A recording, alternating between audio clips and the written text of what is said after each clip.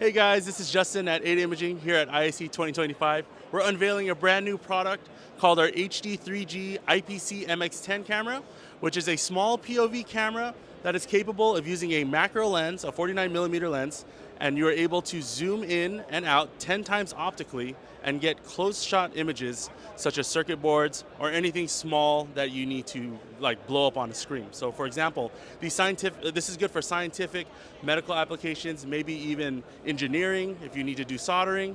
These are a good way to get a clear cut image and able to zoom in as well.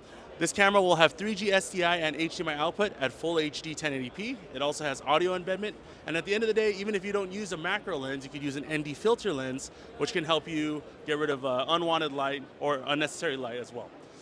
If you want to learn more about this, we're going to be unveiling some more information at our next show, which is going to be NAB Las Vegas. But if not, you can also look at our website at aidaimaging.com for more info when it comes out. All right? Thanks.